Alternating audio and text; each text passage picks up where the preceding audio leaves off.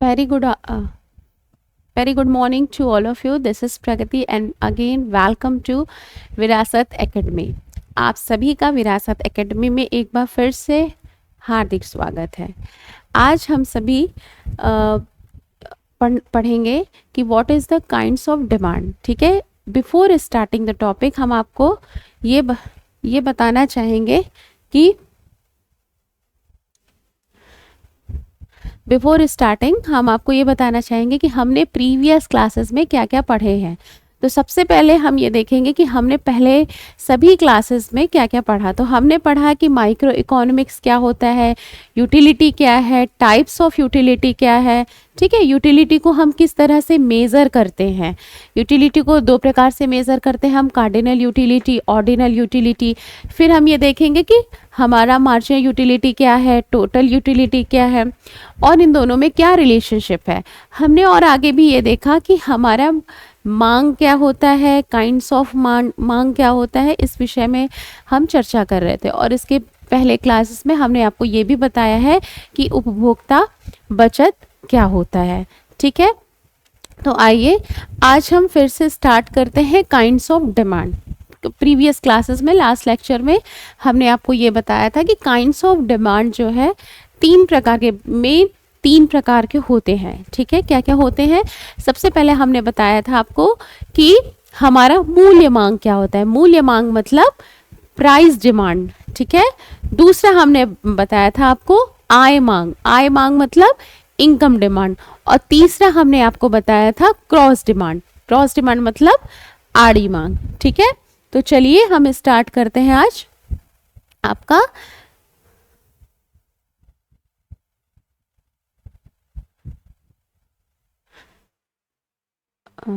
मूल्य मांग। ओके, आय मांग। ठीक, तो आय मांग, आय मांग। आय मतलब इनकम डिमांड। Income demand.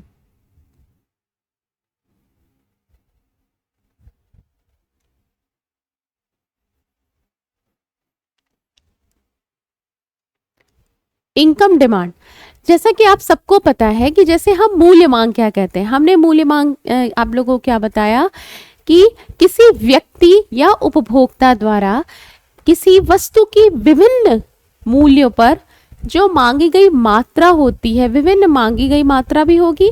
ठीक है, विविध मूल्यों पर हम एक जो उपभोक्ता है वो विद क्वांटिटी का डिमांड करता है, तो उसको हम मूल्य मांग कहते हैं।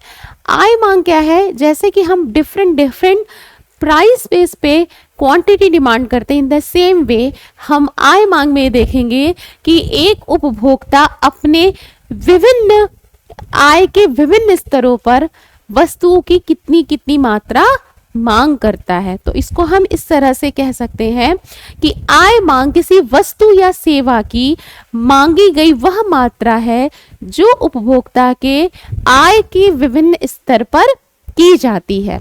बात समझ में आई? तो हम लोग इसको किस तरीके से लिखेंगे। हम लोग लिखेंगे कि आय मांग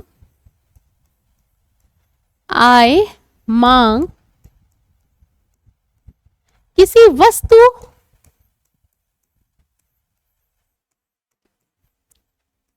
अथवा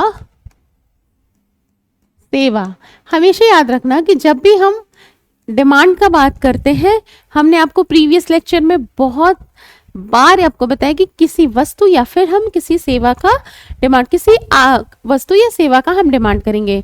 तो आय मांग क्या होगा, किसी वस्तु अथवा सेवा की किसी निश्चित समय पे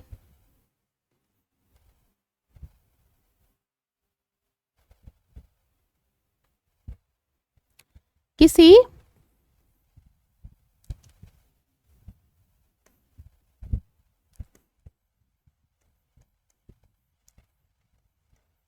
निश्चित समय पे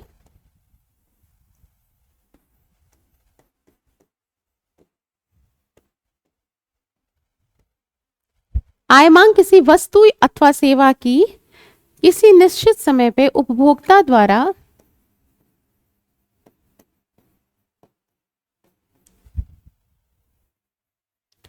आय के विभिन्न स्तर पर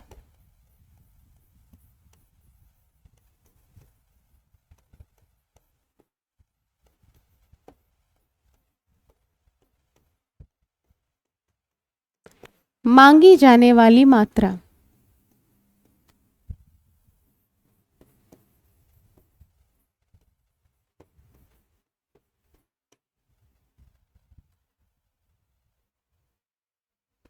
ठीक है, आय मांग क्या होगा कि किसी व्यक्ति या उपभोक्ता द्वारा किसी एक निश्चित टाइम पीरियड में, हमेशा याद रखिए टाइम पीरियड आपका एक निश्चित होगा, ठीक है, निश्चित टाइम पीरियड पर किसी वस्तु या सेवा की मांगे जाने वाली मात्रा, किस पे, आय के विभिन्न स्तरों पर।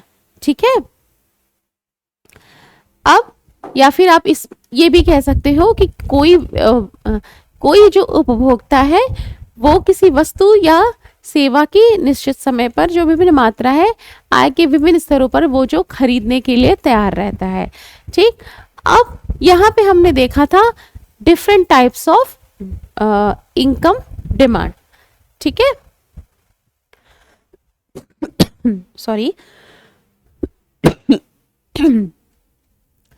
Types of income demand, sorry,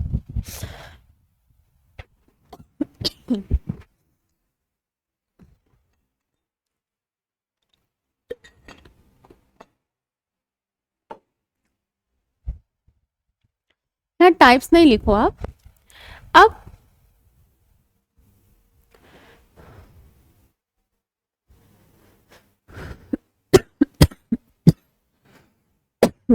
sorry,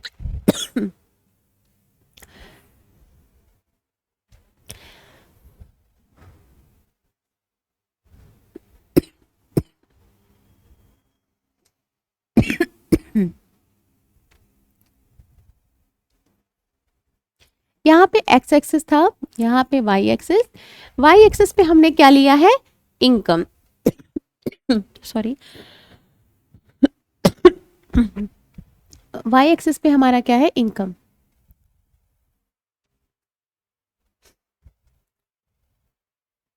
आय का स्तर,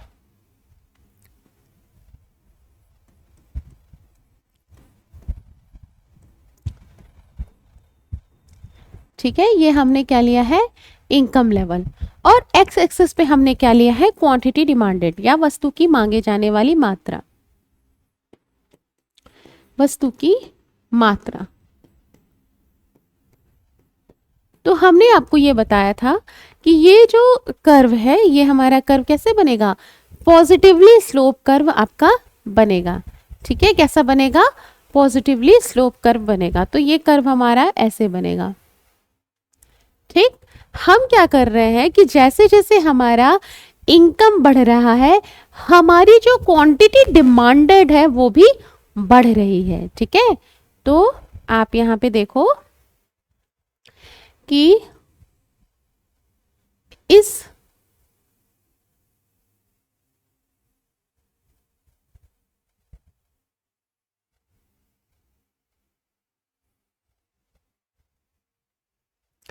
अब हमने क्या मान लो कि हमारा ये क्या है, I1 और ये हमारा है I2। यहाँ पे जब हमारा इनकम I1 रहता है तो हमारा क्वांटिटी डिमांडेड Q1 है, जब हमारा इनकम I2 है तो हमारा क्वांटिटी डिमांडेड Q2 है। इसका मतलब क्या है कि इनकम में इंक्रीमेंट होने से इसका मतलब सीधा है कि जब हमारा आय बढ़ रहा है, जब हमारा इनकम बढ़ रहा है तो हमारा जो क्वांटिटी डिमांडेड है, वस्तु की मांगी गई मात्रा, वस्तु की मांगी जाने वाली मात्रा, मांगी जाने वाली मात्रा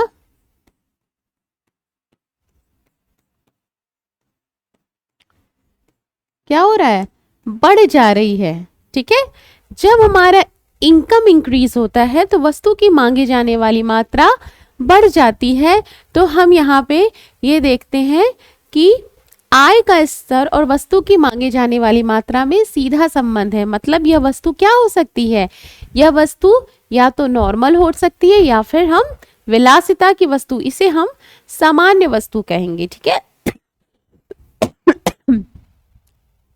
this is for normal goods.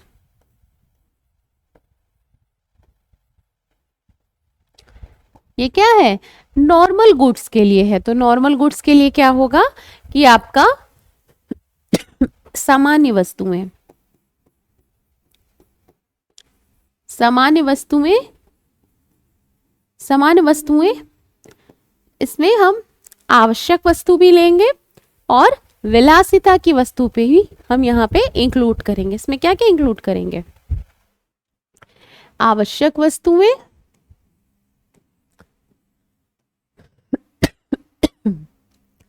पहला,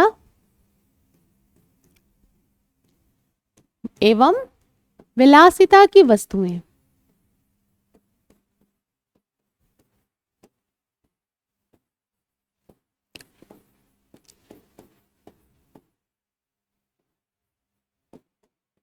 ठीक है, विलासिता की वस्तुएं। अब एक चीज यहाँ पे, अब दूसरी चीज, इसे हम एंजल वक्र भी कहते हैं। इसे हम एंजल वक्र भी कहते हैं। ठीक है, इसे हम एंजल वक्र भी कहते हैं। अब यहां पे दूसरी चीज हो सकती है, अगर मान लो निकृष्ट कोटि की वस्तुएं हैं। ठीक है, लास्ट क्लास में हमने ये भी आपको बताया था, निकृष्ट कोटि की वस्तुएं या फिर inferior goods. Inferior goods, inferior goods क्या होता है, इंफीरियर गुड्स के लिए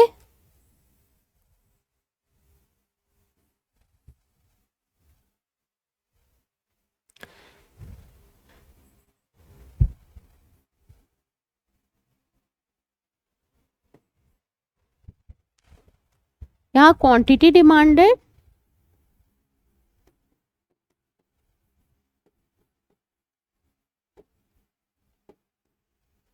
और यहाँ पे इनकम।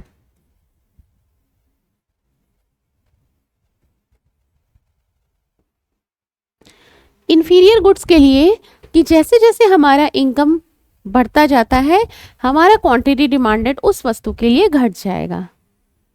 ये कर्व ऐसे बना दिए हम। ठीक, तो यहाँ पे आप देखो कि हमारा डिफरेंट जो इनकम लेवल रहेगा,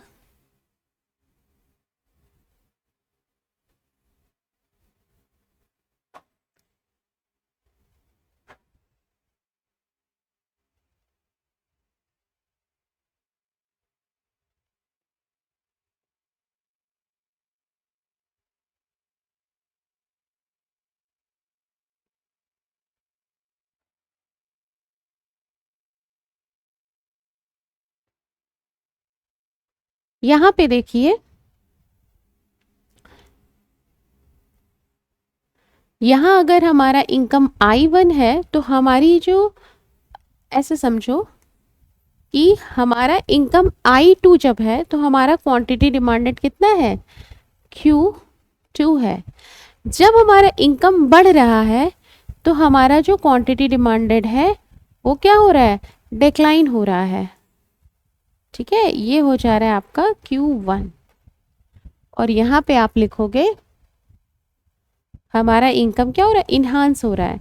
तो इनकम इंक्रीज हो रहा है तो जो क्वांटिटी डिमांडेड है वो हमारा डिक्रीज हो रहा है, और जब इनकम हमारा डिक्रीज हो रहा है तो क्वांटिटी डिमांडेड इंक्रीज हो रहा है। इसका मतलब क्या है, इसका मतलब क्या है कि जब उपभोक्ता की आय बढ़ती है, ठीक है, जब उपभोक्ता की आय बढ़ती है तो फॉर पर्टिकुलर कमोडिटी, किसी एक विशेष वस्तु के लिए उसकी जो इनकम है वो डिक्लाइन कर रही है, मतलब घट जा रही है। तो ये किसको कहेंगे, ये निकृष्ट कोटि की वस्तु या फिर इंफीरियर गुड्स कहेंगे। ठीक है, आगे इसी में हम आपको जब हम क्रॉस इलास्टिसिटी, जब हम मांग का नियम आपको पढ़ाएंगे तो मांग के नियम में हम आपको गिवन गुड्स बहुत अच्छे से समझाएंगे। ठीक है, तो ये क्या है आपका निकृष्ट कोटि की वस्तुएं, निकृष्ट कोटि की वस्तु, निकृष्ट कोटि की वस्तु। समझ में आया? एक चीज और याद रख लो कि जैसे जैसे किसी भी उपभोक्ता का इनकम बढ़ते जाता है, ठीक है, जरूरी नहीं है, हो सकता है कि जो हमारे लिए पहले सपोज करो कि मेरे लिए वो लग्जीरियस आइटम था, अब वो मेरे लिए इनकम निकृष्ट कोटि की वस्तु बनता जा रहा है। फॉर एग्जाम्पल, एक छोटा सा एग्जाम्पल से मैं आपको समझाऊं कि जब हम सपोज करो कि हम जब इंटर में पढ़ते थे, अप टू ग्रेजुएशन तक मुझे था कि हाँ मुझे साइकिल मिल जाता। पहले हम पैदल जाते थे, फिर लगा कि नहीं साइकिल मेरे लिए सुपीरियर है, अब मुझे साइकिल मिल जाए तो बहुत अच्छा। अब जब मुझे साइकिल मिल गया तो वहाँ पे क्या हुआ कि हम समझने लगे कि हाँ अब उस time, for that time period, जो मेरे लिए साइकिल थी, साइकिल मेरे लिए एक विलासिता की वस्तु थी। जब हम पैदल वॉकिंग से हम बाईसाइकिल पे आए तो वो मेरे लिए विलासिता की वस्तु थी। अब क्या है कि अब स्कूटी हो गया, तो हमने साइकिल से स्विच किया स्कूटी पर, तो अब वो साइकिल क्या हो गया, वो मेरे लिए इंफीरियर गुड्स हो गया और स्कूटी मेरे लिए क्या होगी, लग्जीरियस आइटम हो गया। अब स्कूटी है, अब धीरे धीरे क्या है कि मनुष्य की जो आवश्यकताएं हैं, जो इच्छाएं हैं, वो कभी खत्म नहीं होती, वो बढ़ती ही चली जाती है। अब लगता है कि नहीं अब कार होनी चाहिए। ठीक है, कार में भी पर्टिकुलर बहुत सारे चीज ब्रांडेड हैं। तो हमेशा ये याद रखो कि कोई भी वस्तु ऐसा नहीं है कि वो एक पर्टिकुलर टाइम पीरियड के लिए तुम्हारा निकृष्ट कोटि की वस्तु है, अरे वो विलासिता की वस्तु है तो निकृष्ट कोटि की वस्तु नहीं हो सकती। ठीक है, वो हो सकती है। तो ये आपके डिपेंड करता है इनकम पे। तो अगर इनकम बढ़ने पर आप क्वांटिटी डिमांडेड घटा दे रहे हैं तो निकृष्ट कोटि की वस्तु है। अगर इनकम घटने पर क्वांटिटी डिमांडेड बढ़ा देते हैं तो वो क्या है कि इन द सेम वे यहाँ पे देखो निगेटिव रिलेशनशिप है। जब इनकम और क्वांटिटी डिमांड में निगेटिव रिलेशनशिप होता है तो हम उसको क्या कहेंगे, यहाँ पे क्या है, ऋणात्मक संबंध है। तो ऋणात्मक संबंध है, ऋणात्मक संबंध को या निगेटिव रिलेशनशिप को हम क्या कहेंगे, निकृष्ट कोटि की वस्तुएं, या फिर हम कहेंगे इंफीरियर गुड्स। बात समझ में आई सबको? अब हम चलते हैं कि क्रॉस डिमांड। ठीक है, पहले हम इस समय डिमांड पढ़ रहे हैं, क्रॉस डिमांड। तो हमने शुरू किया था क्रॉस डिमांड।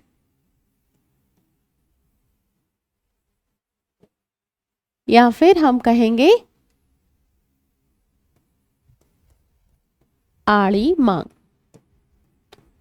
अब ये क्या है, ये ऐसे समझो कि किसी वस्तु या सेवा, ठीक है, उसका जो डिमांड है वो उसके जो किसी दूसरे वस्तु के या सेवा के डिमांड के ऊपर निर्भर करता है। ठीक है, जैसे फॉर एग्जाम्पल हम ये कहें कि एक्स वस्तु की मांग, एक्स वस्तु की मांग, एक्स वस्तु की मांग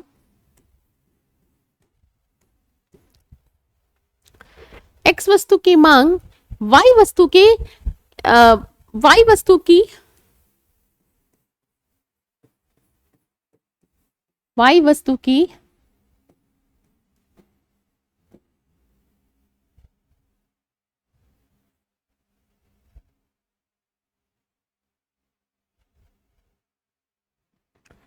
विभिन्न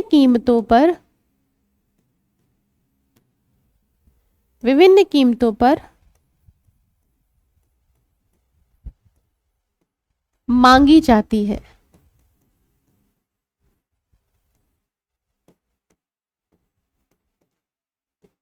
ठीक है, तो एक्स वस्तु की मांगी जाने वाली मात्रा या एक्स वस्तु की मांग वाई वस्तु की विभिन्न कीमतों पर मांगी जाती है, इसे एक्स वस्तु का हम क्रॉस डिमांड कहते हैं। ठीक है, एक्स वस्तु का इसे हम क्रॉस डिमांड कहते हैं। तो इसको हम इस तरह से भी कह सकते हैं कि किसी वस्तु X की जो क्रॉस डिमांड है वो Y वस्तु की उन सभी मात्राओं को बताती है जो कि एक उपभोक्ता X Y वस्तु के, ठीक है, जो कि एक उपभोक्ता Y वस्तु के विभिन्न कीमतों पर मांगता है। ठीक, तो वस्तु हमारे यहाँ X है, लेकिन हम किसकी कीमत पे मांग रहे हैं? Y वस्तु की कीमतों पर मांग रहे हैं। ठीक है, Y वस्तु के विभिन्न मूल्यों पर हम खरीदने के लिए तैयार हैं। तो अब इसको हम फॉर एग्जाम्पल देखें कि एक छोटा सा एग्जाम्पल हमेशा ही हमारे बुक्स में चलता है, चाय और कॉफी। तो सपोज करिए कि हमारे पास दो गुड है, एक है हमारे पास टी, चाय व कॉफी। अब अगर मान लो चाय और कॉफी का एक एग्जाम्पल हम लें और हम कहें कि सपोज करो कि चाय की जो कीमत है वो 10 रुपए है। ठीक है, 100 ग्राम या 50 ग्राम जो भी वैल्यू है 10 रुपए है। 50 ग्राम की अगर हम रखें 50 ग्राम का, और जो कॉफी का डिफरेंट प्राइस है सपोज करो 50 है। ठीक, अब अगर मान लो कि चाय का वैल्यू 20 हो गया और इसका अभी भी 50 है। ठीक है, इस तरह सपोज करो कि चाय का मूल्य बढ़ के 60 रुपए हो गया और कॉफी का 50 रुपए ही है। तो जब हमारे पास चाय जब तक सस्ती है तो हमारा क्या है, इसकी चीज का डिमांड है 10 कम है 50 से, तो इसका मतलब हम चाय पत्ती मांग रहे हैं। ठीक है, इसी तरह लेकिन अगर चाय का मूल्य बढ़ के 60 रुपए हो जाए 50 ग्राम का, तो हम कॉफी की ओर स्विच हो जाते हैं। ठीक है, ये तो सब्स्टिट्यूट गुड का एग्जांपल है। तो एक्स वस्तु का जो डिफरेंट हमारा मांग है, ये हमारा क्या है क्वांटिटी डिमांडेड, और ये पे हमारी प्राइस के ऊपर है। ठीक है, और ये कॉफी का प्राइस है। अब अगर सपोज करो कि हम एक और एग्जांपल आपको समझाएं कि चाय की मांगे जाने वाली मात्रा, अगर हम चाय की मात्रा लिखें और कॉफी का मूल्य लिखें, यहाँ पे हम कर दें कॉफी का मूल्य, कॉफी का मूल्य। तो सपोज करो जब कॉफी का मूल्य ये प्रति 50 ग्राम पे हम लिख रहे हैं। ठीक है, जब हमारा कॉफी का मूल्य 50 है, 50 रुपए है, ठीक है 50 रुपए है प्रति 50 ग्राम, तो हम चाय की कितनी मात्रा मांग रहे हैं? हम चाय की 50 ग्राम ले रहे हैं। ठीक है, अगर मान लो कि कॉफी का मूल्य घट जाए 40 रुपए हो जाए, तो भी हम चाय की उतनी ही मात्रा ले रहे हैं। लेकिन अगर मान लो कि हमारा चाय का भी कीमत बढ़ गया है, या कॉफी और चाय दोनों का ही जो मूल्य है वो समान हो गया है, तो जो कॉफी का मूल्य है सपोज करो घट के 10 रुपए हो गया है। एक होता था ना, आप जैसे कॉफी के में ही देखो, हमने ये नहीं देखा है कि चाय की पत्ती 2 रुपए में हमको मिल जाती है। इवन कॉफी महंगा है, आप रियल लाइफ एग्जांपल में देखो कि इवन जो हमारा कॉफी है वो महंगा है, लेकिन आपको कॉफी 2 रुपए के शैशे में उपलब्ध हो जाती है, लेकिन वही चाय कम से कम आपको 5 रुपए का पैकेट मिलता है। हमने 2 रुपए का तो चाय पत्ती अभी तक नहीं देखा है। तो उस केस में हम क्या करेंगे कि अगर हम चाय पत्ती खरीदने गए 5 रुपए मिल रहा है और हमको कॉफी का सैशे 2 रुपए में मिल रहा है, तो हम कॉफी लेना प्रेफर करेंगे। तो कहने का मतलब क्या है कि जब हमारी जो संबंधित जो वस्तुएं का, जैसे ये एक्स वस्तु है, इसकी मात्रा इसके डिफरेंट वैल्यूज पे निर्भर करेगी। ठीक है, तो जब ये 10 रुपए हो जाएगी तो हम चाय की मात्रा को कम करके हम इसको 2 ही ग्राम खरीदेंगे 50 ग्राम से, या 20 ग्राम खरीद लेंगे। मान लो 10 ग्राम जरूरी है तो 10 ग्राम खरीद लेंगे, या नहीं भी खरीद सकते, तो डिपेंड करता है। अब ये जो एग्जाम्पल हम आपको दे रहे हैं ये क्या है, सब्स्टिट्यूट गुड्स या फिर प्रतिस्थापक वस्तुएं या फिर स्थानापन्न वस्तुएं, यहां हम कहेंगे इसको सब्स्टिट्यूट गुड्स। क्या कहेंगे? सब्स्टिट्यूट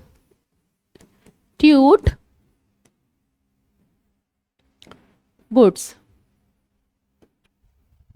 स्थानापन्न वस्तुएं क्या होती हैं कि जब हम किसी एक वस्तु के स्थान पे दूसरे का प्रयोग करते हैं। जैसे हमने आपको एग्जांपल दिया है चाय के स्थान पे कॉफी का प्रयोग। आप सपोज करो कि आप सिंपल से देखो, बहुत सारे टूथपेस्ट हैं, ठीक है, पेप्सोडेंट है, कोलगेट है, क्लोजअप है, और ये दंत कांति है, बहुत सारा है। तो हम टूथपेस्ट में क्या है, डिफरेंट डिफरेंट हमारे पास ब्रांड्स है। ठीक, तो हमारा मन किया कि हमने पेप्सोडेंट कभी ले लिया, उसके स्थान पे हमको कोलगेट का कोई मंजन मिला, वो मैंने ले लिया, तो हमने क्या किया, सब्स्टिट्यूट कर दिया। ठीक, तो सब्स्टिट्यूट मतलब एक के स्थान पे दूसरे का प्रयोग। ठीक है, स्थानापन्न मतलब यहाँ पे लिखो, स्थानापन्न का मतलब है किसी एक के स्थान पे, किसी एक के स्थान पे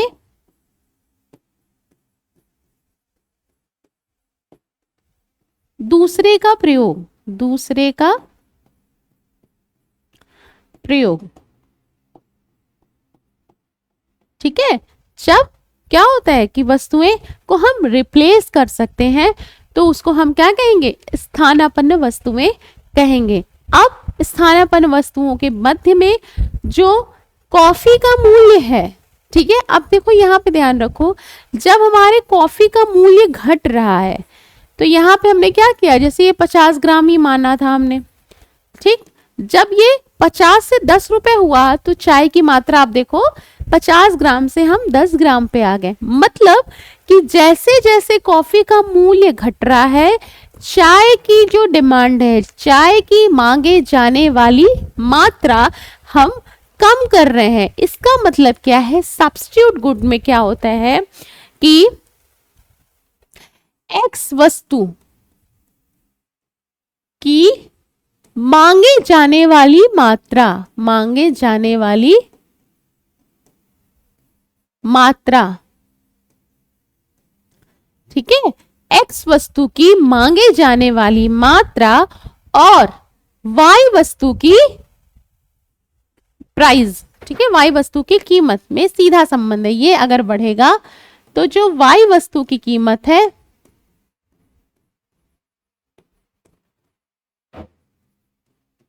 या फिर इसको ऐसा लिखो, और वाई वस्तु की कीमत में सीधा संबंध है, सीधा संबंध है। ठीक है, there is a positive relationship between the price of X, अरे sorry, price of Y and the quantity demanded of the Y. सीधा संबंध कैसे है, एक बार आप फिर से देखो, हमने कहा कि एक्स वस्तु की वाई वस्तु की कीमत, वाई वस्तु की कीमत अगर बढ़ती है तो एक्स वस्तु की मांगे जाने वाली मात्रा, मांगे जाने वाली मात्रा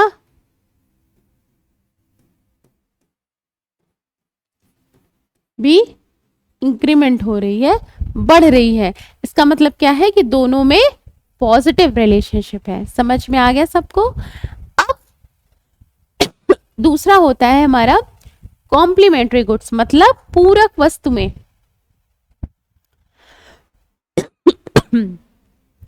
पूरक वस्तुएं, पूरक वस्तुएं, पूरक वस्तुएं मतलब कॉम्प्लीमेंट्री गुड्स, कॉम्प्लीमेंट्री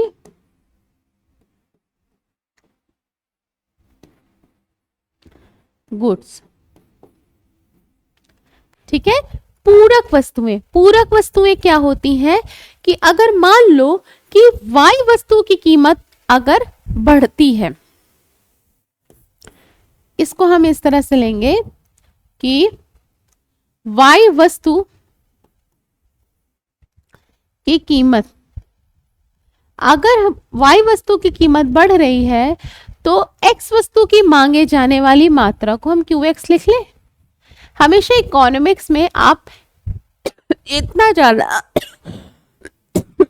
सॉरी, जितना ज्यादा आप शॉर्ट फॉर्म का यूज करके एरो के माध्यम से आप लिखोगे, नोट्स बनाओगे, आपके माइंड में उतना, बस थोड़ा सा देखा तुरंत समझ में आ गया। ठीक है, तो वाई वस्तु की कीमत अगर बढ़ रही है तो quantity demand of x, quantity demand of x क्या होगा, हाँ घटेगा। इसमें क्या होता है, निगेटिव रिलेशनशिप होता है। क्या होता है, ऋणात्मक संबंध, निगेटिव रिलेशनशिप।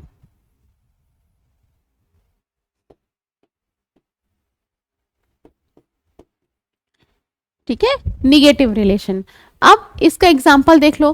पूरक वस्तुओं में सबसे ज्यादा आपको एग्जाम्पल दिया जाता है स्याही और पेन का। ठीक है, स्याही, इंक, और पहले के जो जमाने में हो सकता है कि फाउंटेन पेन का, अभी भी होता है फाउंटेन पेन, मतलब पहले के लोग ज्यादा इसको यूज करते थे, तो टेक्स्ट बुक में आपको नॉर्मली एग्जाम्पल स्याही और पेन का ही मिलेगा। इसमें यह बताया जाता है कि मान लो कि अगर स्याही की कीमतें बढ़ रही हैं, ठीक है, सिंस जो हमारा पेन है, पेन स्याही से ही चलता है, ठीक, तो अगर सपोज करो कि इंक की जो कीमत है, इंक का प्राइस ऑफ इंक, ठीक है, प्राइस ऑफ इंक, या इसको पिंक, अगर मान लो प्राइस ऑफ इंक हमारा बढ़ रहा है, तो हमारी जो quantity demanded for the pen क्या होगा, वो डिक्लाइन हो जाएगा। ठीक, इसमें क्या आया, ऋणात्मक संबंध आया, हमारा निगेटिव रिलेशनशिप आया। और कोई एग्जांपल अगर रियल लाइफ में आप देखो कि कॉम्प्लीमेंट्री गुड्स का हो सकता है, आपको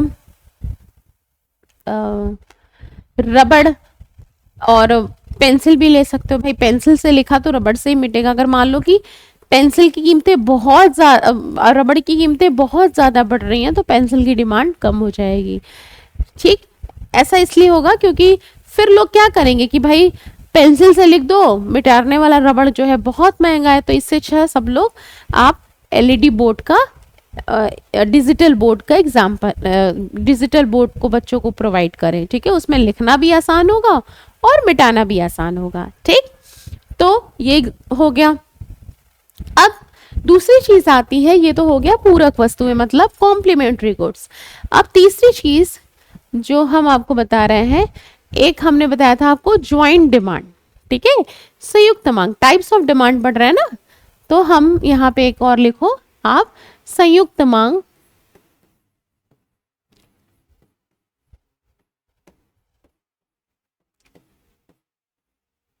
या फिर ज्वाइंट डिमांड, ज्वाइंट डिमांड। ठीक है, क्या संयुक्त मांग क्या होता है, एक सेकेंड पानी पी लो।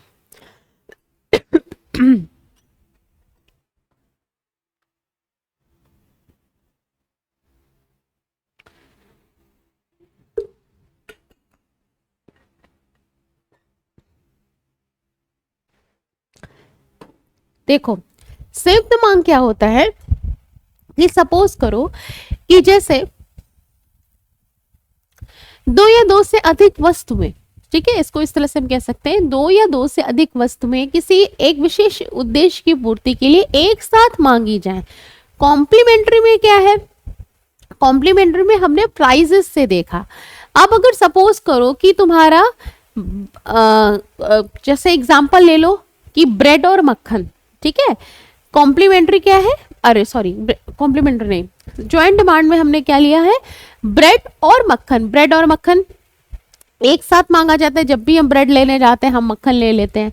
ठीक है, तो ये क्या है, कॉम्प्लीमेंट्री मांग, जब किसी भी एक विशेष उद्देश्य की पूर्ति के लिए हम एक साथ दो या दो से अधिक वस्तुओं का डिमांड करते हैं, तो इसे हम संयुक्त डिमांड कहते हैं। मोटर और पेट्रोल का भी एग्जाम्पल आप ले सकते हो। ठीक, तो एक संयुक्त उद्देश्य की पूर्ति के लिए यहाँ पे क्या होना चाहिए, संयुक्त उद्देश्य होना चाहिए। ठीक है, संयुक्त उद्देश्य, संयुक्त उद्देश्य के की पूर्ति के लिए जब हम मतलब किसी ज्वाइंट हमारे पास हो कि हाँ कि हमको ये काम करना है, तो फॉर अ पर्टिकुलर हम एक साथ दो या दो से अधिक वस्तुएं मांग करते हैं। जैसे फॉर एग्जांपल ये तो नॉर्मल सी चीजें हैं कि जैसे मान लो कि हम वो बनाने जा रहे हैं कि सैंडविच बनाने जा रहे हैं। ठीक है, फॉर एग्जांपल सैंडविच बनाने जा रहे हैं, तो हमने ब्रेड और मक्खन एक साथ खरीद लिया कि हमें ब्रेड भी चाहिए, मक्खन भी चाहिए, कुछ क्या कहते हैं, प्याज वगैरह, कुछ सब्जियां भी हमें चाहिए, तो हम एक साथ क्या करते हैं, दो या दो से अधिक वस्तु की डिमांड एक साथ करते हैं, तो उसे हम क्या कहते हैं कि ज्वाइंट डिमांड। और हमारा पर्टिकुलर उद्देश्य क्या है, सैंडविच बनाना। ठीक, अब संयुक्त मांग में ही आपके क्या होता है कि अब किसी ने मुझसे पूछा था कि मान लीजिए कि इसमें सब्स्टिट्यूट गुड्स आ जाएंगे, इसमें कॉम्प्लीमेंट्री भी गुड्स आ जाएंगे। हाँ, तो बिल्कुल सही है, क्योंकि हो सकता है कि अगर हम सपोज करो कि सैंडविच बनाने जा रहे हैं, ठीक है, तो ब्रेड और मक्खन एक साथ मांग रहे हैं। अब अगर मान लो कि हम देख रहे हैं कि अनियन की प्राइस बहुत ज़्यादा इनहांस हो रही है, हम अनियन स्किप कर देंगे, ठीक है, लेकिन उसको तो हम रिप्लेस तो कर नहीं सकते। लेकिन अगर सपोज करो कि हमने उसको रिप्लेस नहीं किया, तो उसको हमने छोड़ दिया, जिस चीज को हम रिप्लेस कर सकते हैं उसको हम रिप्लेस कर लेंगे, ठीक है। और अगर मान लो कि हमारे पास मक्खन ही बहुत महंगा हो गया, तो हम देसी घी या घर की मलाई से काम चला सकते हैं। ठीक, तो ये हो गया आपका ज्वाइंट डिमांड। ज्वाइंट डिमांड अगर पूछा तो आप अगर सिंपल से अगर ये लिखा है कि दो या दो से अधिक वस्तु एक साथ मांगी जाती हैं, तो वो है संयुक्त मांग। ठीक है, कॉम्प्लीमेंट्री जब आपसे पूछेगा तो कॉम्प्लीमेंट्री में आपको दिया रहेगा कि उसका संबंध कैसा है। ठीक है, वस्तु की मांग और मांगी जाने वाली मात्रा में संबंध कैसा है। अगर एक्स वस्तु की मांग एक्स वाई वस्तु के प्राइसेस के साथ दी गई हैं और उसमें क्या है, नेगेटिव रिलेशनशिप है, तो कॉम्प्लीमेंट्री, पॉजिटिव है तो दे आर सब्स्टिट्यूट। ठीक, क्वेश्चंस बहुत पूछता है कि आपका, जैसे मैंने इसमें क्या क्या क्वेश्चंस पूछ सकता है अभी तक जो मैंने पढ़ाया आपको, कि आय मांग के डिफरेंट जो टाइप्स है, जैसे कि एंजल कर्व है, फिर आपका पॉजिटिव रिलेशनशिप है, निगेटिव रिलेशनशिप है। ठीक है, निगेटिव रिलेशनशिप जैसे इंफीरियर गुड्स के लिए है। आपको किस तरह से क्वेश्चंस दे दिया जाएगा कि इंफीरियर गुड्स के लिए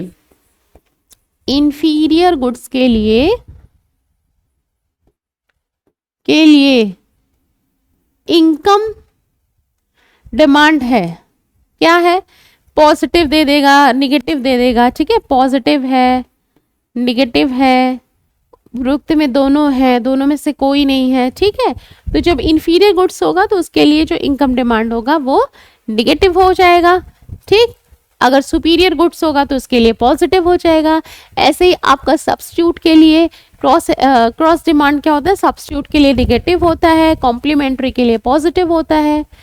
अरे सॉरी कॉम्प्लीमेंट्री के लिए निगेटिव होगा, सब्स्टिट्यूट के लिए पॉजिटिव होगा। ठीक है, ज्वाइंट डिमांड मैंने आपको बता ही दिया। दो और आते हैं, एक डिराइव्ड डिमांड। ठीक है, एक चीज और आता है आपका, इसमें दो चीज आएगा बेसिकली, डिराइव्ड डिमांड। अब डिराइव्ड डिमांड क्या है, डिराइव्ड डिमांड, डिराइव्ड डिमांड क्या होता है, या फिर हम इसको हिंदी में कहेंगे डिराइव्ड डिमांड, व्युत्पन्न मांग, है ना, जो उत्पन्न हुआ, व्युत्पन्न मांग क्या है। अब व्युत्पन्न मांग क्या है कि जब हम किसी गुड्स को बनाने जाते हैं, ठीक है, श्रम की मांग आपका व्युत्पन्न मांग है। हम डायरेक्ट नहीं करते, हम किसी वस्तु के प्रोडक्शन के लिए, किसी वस्तु या सेवा के प्रोडक्शन के लिए, किसी वस्तु या सेवा की ही जब हम मांग करते हैं, ठीक है, तो उसको हम व्युत्पन्न मांग कहते हैं। फॉर एग्जाम्पल, श्रम की मांग। अब अगर मान लो कि हमें कोई भी चीज का निर्माण करना है, सपोज करो कि हमें मोबाइल का ही निर्माण करना है, तो जब हमें मोबाइल का निर्माण करना है तो उसके लिए कोई मशीन तो है नहीं कि हमने उसमें सामान डाला और वो बन गया। कुछ ना कुछ तो श्रमिक लगेंगे, कुछ ना कुछ तो लेबर लगेगा, तो हम लेबर की डिमांड करेंगे। तो लेबर की डिमांड हम क्यों कर रहे हैं, क्योंकि हमें मोबाइल का प्रोडक्शन करना है। ठीक है, तो जो मोबाइल का प्रोडक्शन जानता होगा उसमें भी हार्डवेयर होगा। ठीक है, तो पर्टिकुलर हार्डवेयर को कौन ही इंजीनियर जानता है, उसका हम डिमांड करते हैं, तो इसे हम डिराइव डिमांड कहेंगे। तो श्रम की मांग आपको व्युत्पन्न मांग होगा। तो व्युत्पन्न मांग आप सिंपल से लैंग्वेज में लिख सकते हो कि किसी वस्तु या सेवा के प्रोडक्शन के लिए हम किसी सेवा या वस्तु का एक हम डिमांड करते हैं, तो उसे हम व्युत्पन्न मांग कहते हैं। ठीक है, उसकी सहायता से हम किसी दूसरे वस्तु का उत्पादन किया जाता है। अब एक एग्जांपल और भी देख लो कि सपोज करो कि हम मकान का निर्माण कर रहे हैं, ठीक है, हाउस बना रहे हैं, तो उसके लिए हमें क्या क्या चाहिए, सीमेंट चाहिए, ईटा चाहिए, बालू चाहिए, बहुत सारी चीजें हैं। तो उसके लिए ये सारी जो डिमांड व्युत्पन्न हुई है उसको हम व्युत्पन्न मांग कहेंगे, ठीक। एक आता है कंपोजिट मांग। कंपोजिट मांग ये सब आपको जानना चाहिए। कंपोजिट मांग,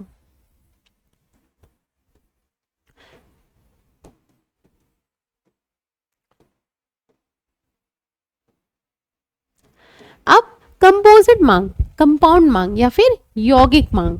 यौगिक मांग क्या होता है,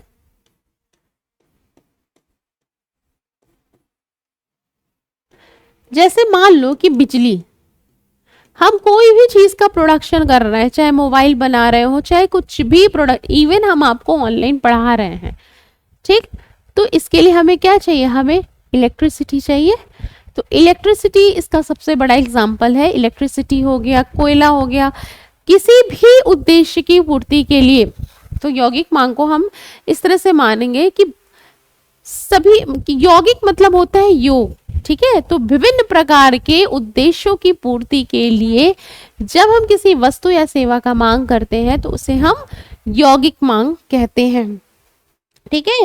तो इसका प्रयोग अनेक प्रयोगों में किया जाता है। तो जब हम अनेक प्रयोगों में करेंगे तो उसको हम क्या कहेंगे, यौगिक मांग कहेंगे, ठीक है। फॉर एग्जाम्पल आपका इलेक्ट्रिसिटी, बिजली, बिजली से ही तो इन्वर्टर भी चार्ज होगा हमारा, ठीक है। अगर मान लो लाइट चली जाए, इन्वर्टर चार्ज ही न रहे तो हम आपको पढ़ा भी नहीं पाएंगे। तो यौगिक मांग क्या है कि विभिन्न उद्देश्यों की पूर्ति के लिए हम इसका मांग करते हैं। तो जो हमने लास्ट के 3 बताए हैं वो ही उसमें ही सारे जो स्टार्टिंग के 3 है तो वो इंक्लूडेड होगा, लेकिन फिर भी आपको इसको अलग से जानना चाहिए, ठीक है। तो इसमें से बेसिकली जो जो क्वेश्चंस होते हैं वो मैंने आपको पहले ही बता दिए हैं। अब हम ये चलेंगे कि मांग को प्रभावित करने वाले क्या क्या फैक्टर्स हैं, क्या क्या कारक हैं। तो हेडिंग डालिए आप सभी कि मांग को प्रभावित करने वाले कारक, फैक्टर्स अफेक्टिंग द डिमांड। मांग को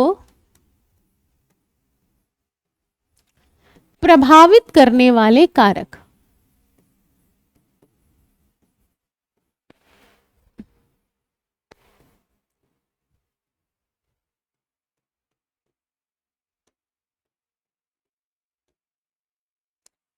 ठीक है। तो मांग बहुत सारी चीजों से प्रभावित होती है,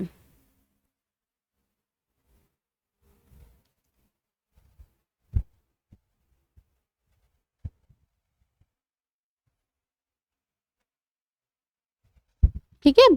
जो मांग है वो बहुत सारे चीजों से प्रभावित होती है, लेकिन प्रोफेसर रिचार्ड लिप्से ने 3-4 चीजें आपको प्रमुख बताई हैं। तो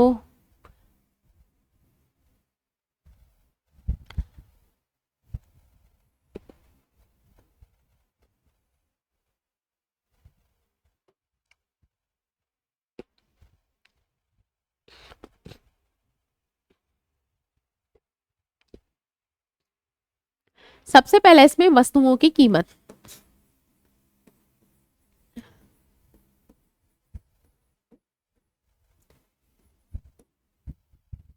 ठीक है।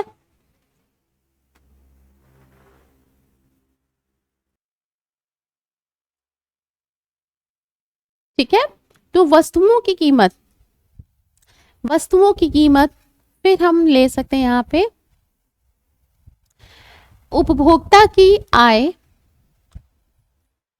उपभोक्ता की आय,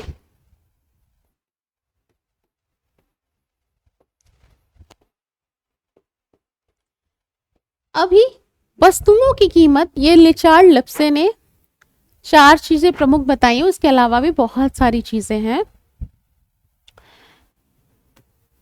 उपभोक्ता की आय हो गया, उपभोक्ता की पसंद या उपभोक्ता की रुचि, प्रेफरेंस ऑफ कंज्यूमर्स, ठीक है। और क्या हो गया, वस्तु की कीमत, उपभोक्ता की आय, उपभोक्ता की रुचि, और एक और होगा आपका अन्य वस्तुओं की कीमत, अन्य वस्तु की कीमत।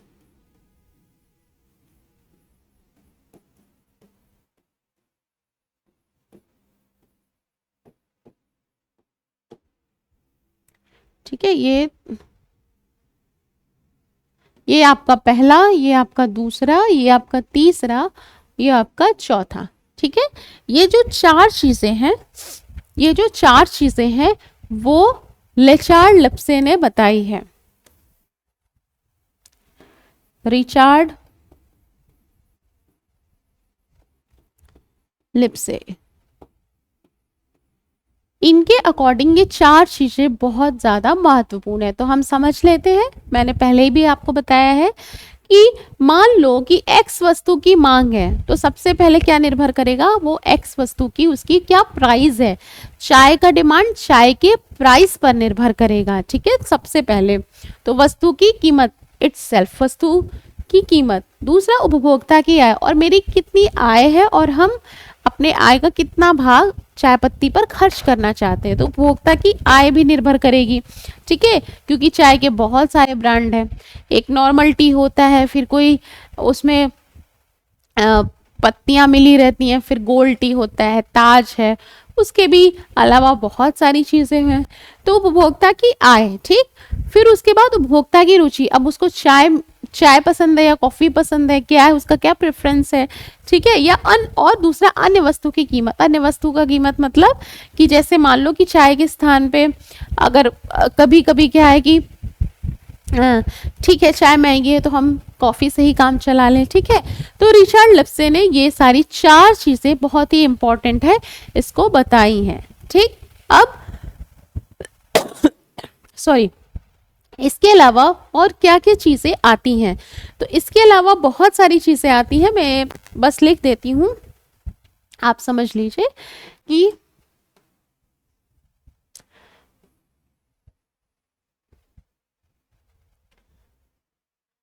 इसके अलावा और क्या क्या चीजें आती हैं। सबसे पहले हमने उपभोक्ता की रुचि पसंद तो आपको बताई दी, जनसंख्या। ठीक है, व्यापार चक्र या फिर बिजनेस साइकिल। व्यापार चक्र, जनसंख्या, जलवायु, ठीक है, आय का वितरण, आय का वितरण। ठीक, ये सारी चीजें और आपका आती हैं। ठीक है,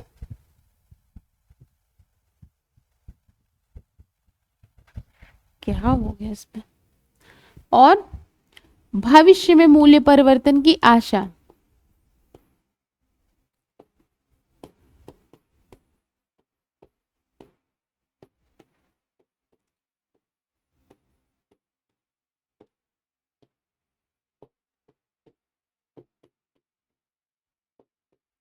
ठीक, वन बाय वन हम इसको समझ लेते हैं क्या क्या है।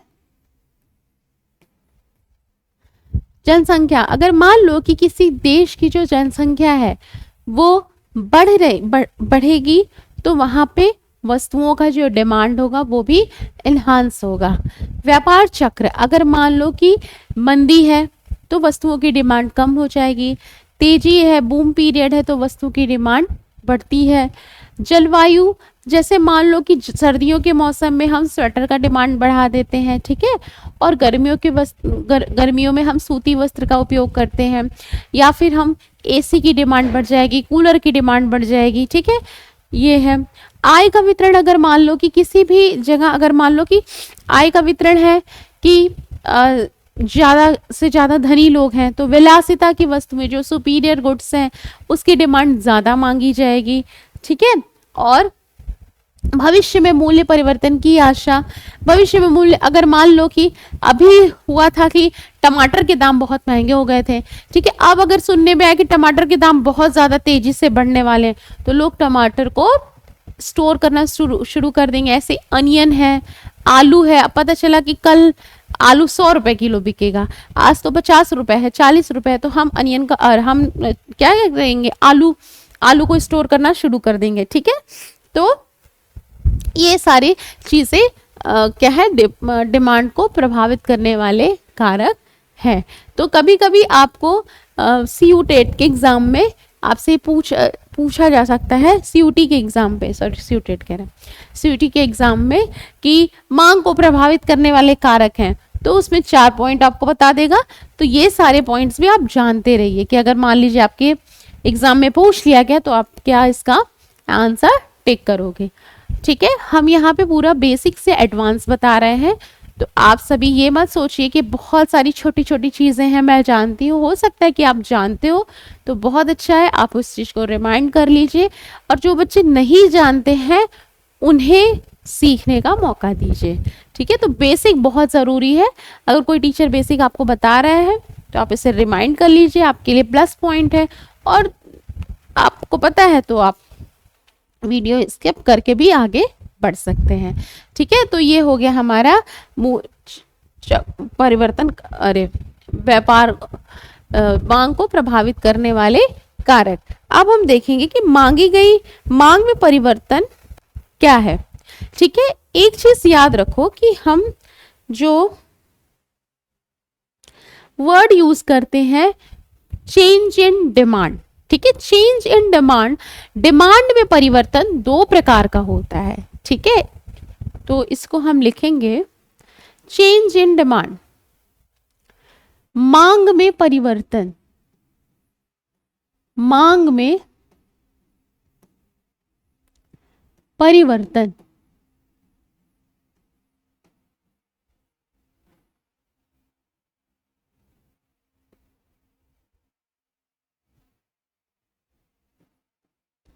ठीक है, change in demand, change in demand 2 प्रकार से, हमारा जो मांग में परिवर्तन 2 प्रकार का होता है, एक कॉन्ट्रैक्शन या फिर एक्सपेंशन, मांग में विस्तार या मांग में संकुचन। ठीक है,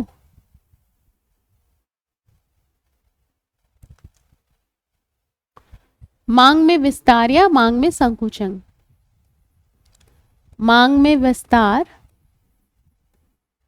या फिर मांग में संकुचन।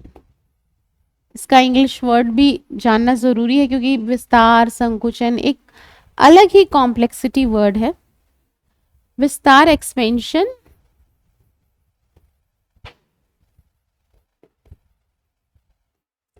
And contraction.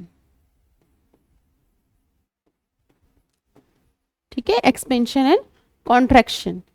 और दूसरा है, ये तो हमारा पहला पॉइंट हो गया, दूसरा क्या है,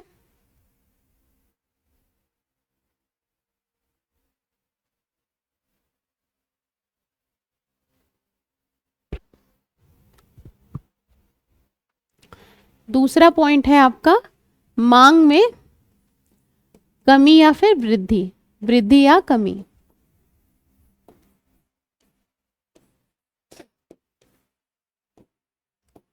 ठीक है, इंक्रीज या डिक्रीज इन डिमांड। इससे क्वेश्चन एग्जाम में पूछे जाते हैं।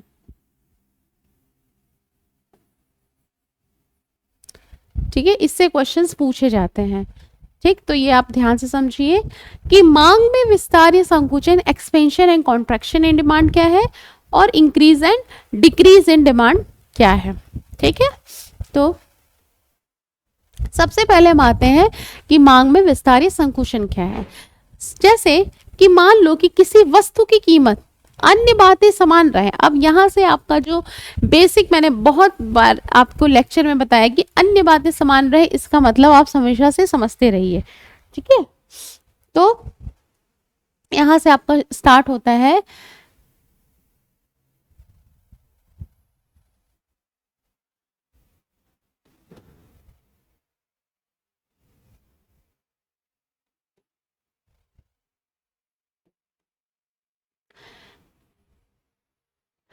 देखो, जब किसी वस्तु की कीमत अधिक होती है,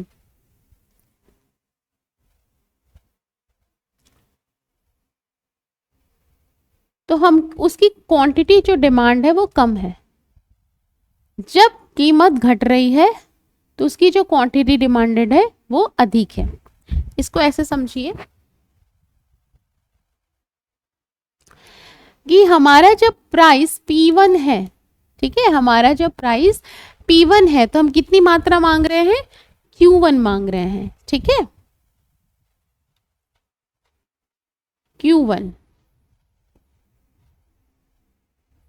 जब हमारा प्राइस घट के P2 हो जा रहा है ये, तो हम कितनी मात्रा मांग रहे हैं, Q2, ठीक, Q2 मांग रहे हैं। इसका मतलब क्या है कि जब हमारा प्राइस अधिक है तो हम वस्तु की इतनी मात्रा मांग रहे हैं, ठीक है, P1 Q1। जब हमारा P2 है तो हम इतनी मात्रा मांग रहे हैं, यहाँ मान लो कि ये OQ2 है। तो जब कि अन्य बातें समान रहें, ये बात हमेशा याद रखें, अन्य बातें समान रहने पर वस्तु की कीमत में परिवर्तन से वस्तु की मांगी गई मात्रा में परिवर्तन, ठीक है। अन्य बातें समान रहने पर, अन्य बातें समान रहने पर, सॉरी,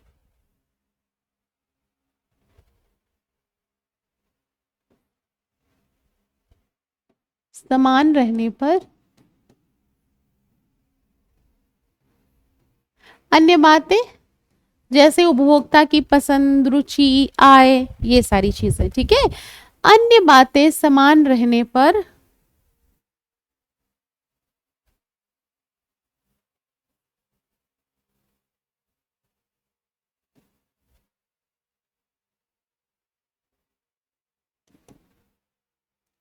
वस्तु की कीमत में परिवर्तन के फलस्वरूप, कीमत में परिवर्तन के कारण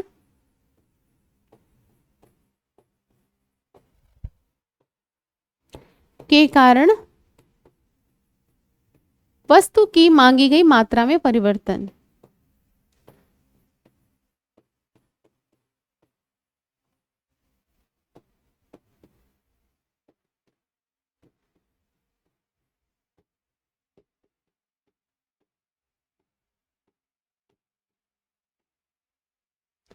ठीक है, तो इसमें क्या है कि अगर मान लो कि अदर थिंग रिमेन्स कांस्टेंट, ठीक है, हम अगर किसी एक ही रेखा पर, मान लो इस रेखा का नाम हम ए बी रख दे रहे हैं, ए और बी, जब हमारा प्राइस OP1 है तो हमारी क्वांटिटी डिमांडेड क्या है, OQ1 है। जब हमारा प्राइस OP2 है तो हमारा क्वांटिटी डिमांडेड क्या है, OQ2 है। तो इसका मतलब क्या है कि जब हमारी प्राइस अधिक है तो हम क्वांटिटी डिमांडेड कम कर रहे हैं, जब कम है तो अधिक कर रहे हैं। इसका मतलब कि वस्तु की कीमत में परिवर्तन के फलस्वरूप हम एक ही रेखा पे चलन हो रहा है, एक ही रेखा पर है, कोई दूसरी रेखा नहीं बन रही है। अगर हम एक ही रेखा पर है, एक ही मांग वक्र पे हैं और उसमें प्राइस के घटने या बढ़ने पे वस्तु की मांगी गई मात्रा में परिवर्तन हो रहा है तो हम उसे क्या कहेंगे, expansion and contraction in demand. इसका मतलब यहाँ पे क्वांटिटी डिमांडेड इनहांस हो रहा है, इसका मतलब क्वांटिटी डिमांडेड क्या कर रहा है, एक्सपेंशन है, बढ़ रहा है, एक्सपेंशन, ठीक है, यहाँ पे क्वांटिटी डिमांडेड बढ़ रहा है। अगर यही एरो हम इस तरह से ले आए कि हमारा प्राइस कम होने पर क्वांटिटी डिमांडेड क्या हो रहा है, तो ये क्या हो जाएगा आपका कॉन्ट्रैक्शन। इसका मतलब क्या है कि हम एक ही डिमांड कर्व पे है। समझ में आ गया आप सबको, कॉन्ट्रैक्शन। जब एक ही डिमांड कर्व पे चलन होता है, movement on one demand curve, ठीक है, एक ही डिमांड वक्र पे चलन है या मूवमेंट है, तो हम उसको क्या कहेंगे, हम कहेंगे कि डिमांड में कॉन्ट्रैक्शन या फिर एक्सपेंशन हो रहा है। ठीक, अब अगर मान लो, ठीक है, अब अगर मान लो कि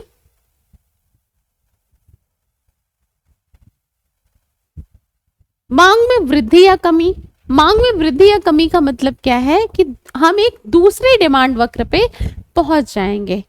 ठीक, तो हम इसको लिखें, मांग में वृद्धि या कमी, increase and decrease in demand.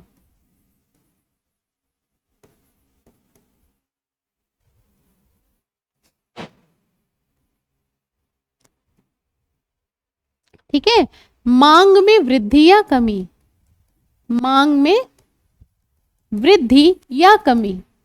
तो वृद्धि या कमी को अगर मान लो अन्य बातें समान रहने पर, ठीक है, हम पहले अन्य बातें समान कर रहे थे, यहां पे हम क्या लिखेंगे कि वस्तु की कीमत समान रहने पर, वस्तु की कीमत में कोई परिवर्तन नहीं हो रहा है, ठीक, चाय पत्ती के प्राइसेस में कोई चेंजेस नहीं हो रहा है। लेकिन अगर सपोज करो कि किसी उपभोक्ता के डिमांड में चेंज हो जाए, ठीक है, कीमत चेंज नहीं है, वो नॉर्मल चाय पत्ती से गोल्ड चाय पत्ती की ओर शिफ्ट हो जाएगा, या फिर वो क्या करेगा, अपना जो प्रेफरेंस है वो बढ़ा लेगा, वो और अच्छी क्वालिटी का चाय पत्ती खरीदने लगेगा। तो इसका मतलब क्या है, इंक्रीज एंड डिक्रीजिंग डिमांड की वस्तु की कीमत को छोड़कर मांग के निर्धारित करने वाले जितने भी तत्व हमने आपको बताए, चाहे जलवायु हो जाए या फिर व्यापार साइकिल में चेंजेस हो जाए, ठीक है, जितने भी हमने अभी आपको कारक बताए, उसमें मांग की वस्तु की कीमत को छोड़ के ये याद रखना कि despite the price of despite the price of goods and services itself, उसकी प्राइस में परिवर्तन को छोड़ के, ठीक है। तो यहां पे लिखो कि वस्तु की कीमत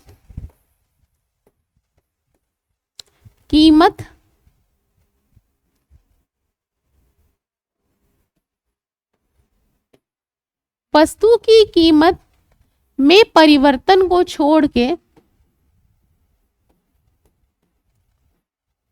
छोड़कर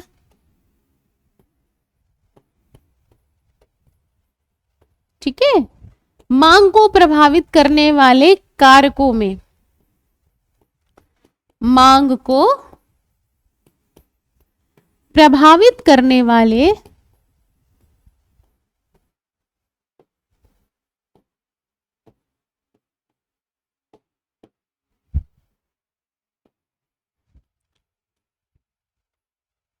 कारकों में, वस्तु की कीमत में परिवर्तन को छोड़कर मांग को प्रभावित करने वाले कारकों में परिवर्तन के फलस्वरूप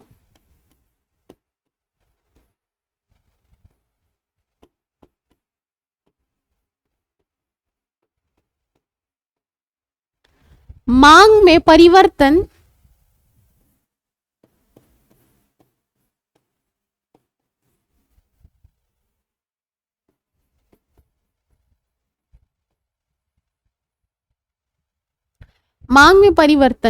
मांग में वृद्धि या कमी कहलाता है। ठीक है, हमने आपको एग्जाम्पल दिया कि जैसे कि चाय पत्ती का एग्जाम्पल हमने दिया था, अब इसको हम ग्राफ के माध्यम से समझते हैं।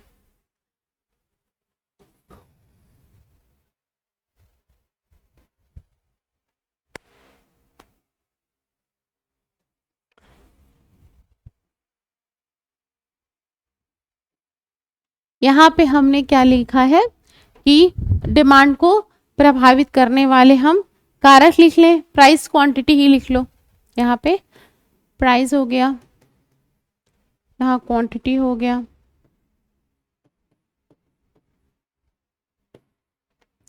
अब यहाँ पे हम आपको दो कर्व बनाएंगे।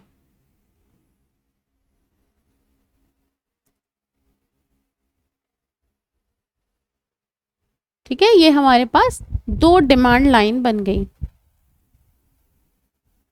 एक हमारा D1 बन गया, एक हमारा D2 बन गया। अब यहाँ पे देखो क्या है कि मांग में क्या है, शिफ्ट हो रहा है, ये याद रखना, मांग में शिफ्ट हो रहा है। और शिफ्ट किस साइड हो रहा है, शिफ्ट हमारा राइट साइड हो रहा है। ठीक है, शिफ्ट जब हमारे राइट साइड होता है तो हमारा जो डिमांड है वो सॉरी डिमांड इंक्रीज हो रहा है, तो ये क्या है, इंक्रीज इन डिमांड। ठीक, कैसे कि प्राइजेस में देखो कोई चेंजेस नहीं हुए। अब अगर हम यहां पे मान लो कि प्राइजेस ले लें,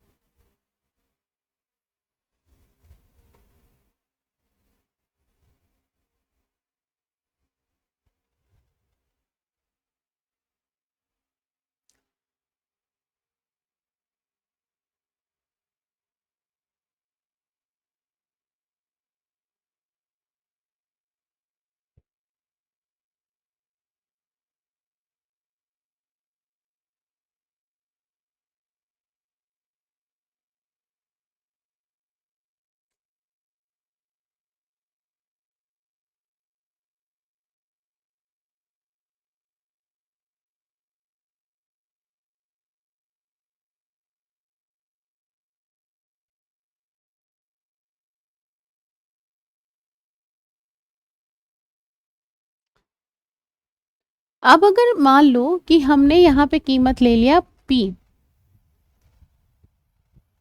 ठीक है, P1 मान लो, हमने कितनी क्वांटिटी यहाँ पे डिमांड मांगी, Q1 की, ठीक है।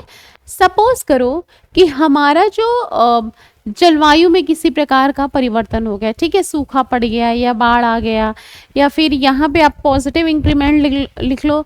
सपोज करो कि हमारा आय में परिवर्तन हो गया, ठीक है, आय हमारी बढ़ गई, ठीक, आय हमारी बढ़ गई, तो हम इसी प्राइस पे हम अपना क्वांटिटी डिमांड बढ़ा दिए हैं, ठीक है, यहाँ पे कर दिए हैं।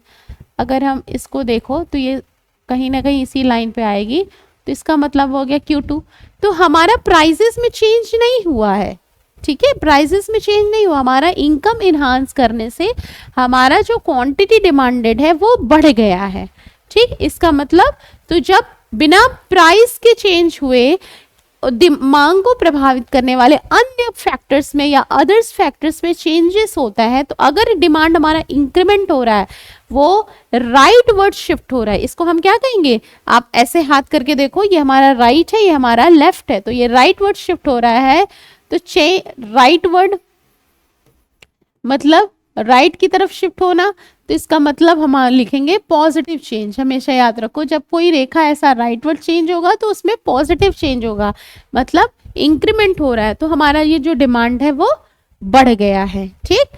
अब अगर मान लो कि हमारा प्राइस कम हुआ, ठीक है, प्राइस हमारा कम हुआ, ठीक है, लेकिन हमारा यहाँ पे जो क्वांटिटी डिमांडेड है, यहाँ पे देखो क्वांटिटी डिमांडेड हमारा कितना हो रहा है, यहाँ पे Q3 मान लो, ये हमारा क्या है, Q3 है, तो ये अगेन वही इनकम के कारण हो सकता है, या मान लो जलवायु के कारण हो सकता है, मतलब इस पे प्राइस का इफेक्ट नहीं पड़ रहा है, इस पे क्या पड़ रहा है, प्राइस फिक्स है, लेकिन हमारा क्या है कि आय, ठीक है, उपभोक्ता की प्रेफरेंस में भी चेंजेस हो सकता है, तो मांग को प्रभावित करने वाले अन्य कारकों के कारण जब हमारा डिमांड इंक्रीज होता है तो उसको हम क्या कहेंगे, इंक्रीज इन डिमांड। तो बेसिकली हम जो हमारा जो पहला वाला था ये क्या है, अगर एक ही रेखा पे मूवमेंट हो रहा है तो ये क्या है, expansion in the contraction in the demand, मांग में संकुचन या विस्तार है।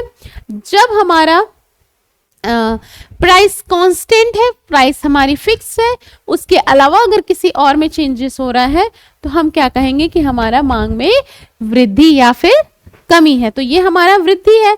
अब अगर यही कमी दिखाना चाहे तो इसी को हम कुछ नहीं करेंगे, इसी को हम इस तरह से एरो बना देंगे, ठीक है। तो अगर मान लो कि D1 से अगर हम D2 पे शिफ्ट हो रहे हैं तो इसका मतलब क्या है कि हमारा डिक्रीज इन डिमांड, ठीक है। तो ये वाला एरो ये हो गया, इसको हम एक सेकेंड,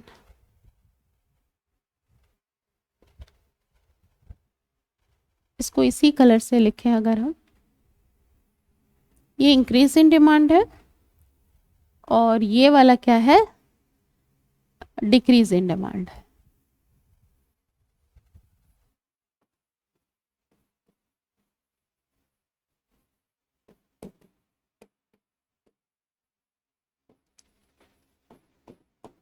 ठीक है, ये क्या है, हमारा डिक्रीज इन डिमांड है।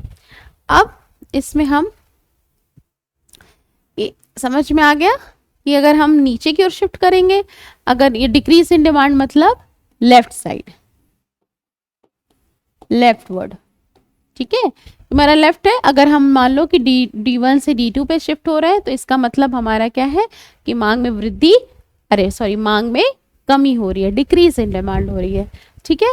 तो हमने दो चीजें जानी कि मांग में विस्तार या संकुचन क्या है, जब एक ही रेखा में हमारा मूवमेंट होता है, और increase and decrease in demand में हमारा जो डिमांड कर्व है वो राइट या फिर लेफ्ट वर्ड शिफ्ट हो जाता है, ठीक है।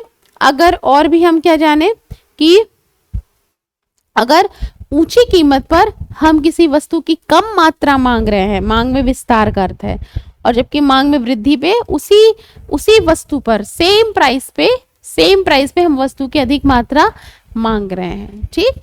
तो हमारा एक्सपेंशन में क्या होगा कि जब हमारे पास एक पर्टिकुलर प्राइस है, जैसा कि मैंने आपको यहाँ पे दिखाया, जैसे ये है कि इस प्राइस पे हमारा क्वांटिटी डिमांड इतना है, इस प्राइस पे हमारा क्वांटिटी डिमांडेड बढ़ रहा है।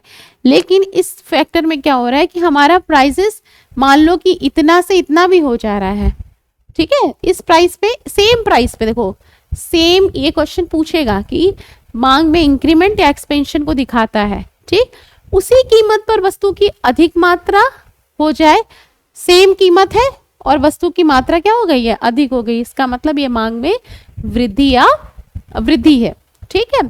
और अगर कम कीमत पे वस्तु की अधिक मात्रा मिले तो वो एक्सपेंशन है, उसी कीमत पर वस्तु की अधिक मात्रा मिले तो उसे हम वृद्धि कहेंगे, ठीक है। तो मांग में विस्तार, कम कीमत पर वस्तु की अधिक मात्रा, जबकि मांग की वृद्धि उसी कीमत पर वस्तु की कम मात्रा या फिर कम कीमत पर वस्तु की उतनी ही मात्रा। बात समझ में आ गई, ठीक।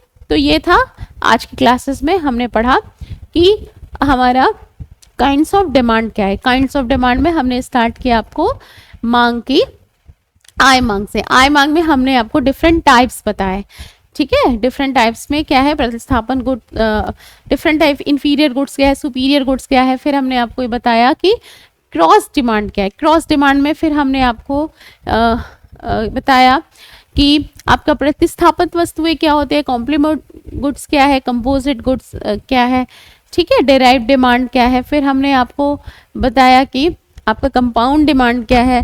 फिर हमने ये भी आप आज जाना कि मांग को डिफरेंट टाइप्स के जो फैक्टर्स है वो क्या क्या अफेक्ट करते हैं, ठीक है। तो बेसिक हमारे 4 हैं, जो कि रिचर्ड लिप्से ने बताया कि वस्तु की कीमत, उपभोक्ता की रुचि, उपभोक्ता की आय और अन्य वस्तु की कीमतें, ठीक। फिर हमने ये जाना कि increase and decrease in demand क्या होता है, जब हमारी जो डिमांड वक्र है वो शिफ्ट हो जाती है, ठीक है, तो उसको हम कहेंगे इंक्रीज या डिक्रीज इन डिमांड। जब हमारा जो डिमांड है वो एक ही रेखा पे, एक ही डिमांड रेखा पे मूवमेंट रहता है तो हम उसे कहेंगे कि expansion and contraction in demand, ठीक। फिर और ये भी जानो कि जब हम जनरली इकोनॉमिक्स में आगे पढ़ेंगे तो हम ये जो एक्सपेंशन एंड कॉन्ट्रैक्शन यूज नहीं करते, हम generally use increase and decrease ही करते हैं। लेकिन बेसिक हमेशा याद रखो कि एक ही रेखा पे मूवमेंट है तो एक्सपेंशन है, ठीक है। मतलब हम अधिक कीमत पर वस्तु की कम मात्रा, कम कीमत पे वस्तु की अधिक मात्रा का यूज करते हैं, ठीक है। अगर उसी कीमत पर हम वस्तु की सेम मात्रा या कम कीमत पर वस्तु की अधिक, सेम हमारा प्राइस हमारा सेम है, उसी पर हम अधिक मात्रा का यूज कर रहे हैं, इसका मतलब उसमें इंक्रीज इन डिमांड हुआ है, ठीक है। तो ये सारी चीजें आज के क्लास में थी और अब हम नेक्स्ट क्लास में पढ़ेंगे कि मांग का नियम क्या है, ठीक। मांग का नियम क्या है और मांग की लोच क्या है, ठीक है। तो मिलते हैं नेक्स्ट क्लास में। Thank you.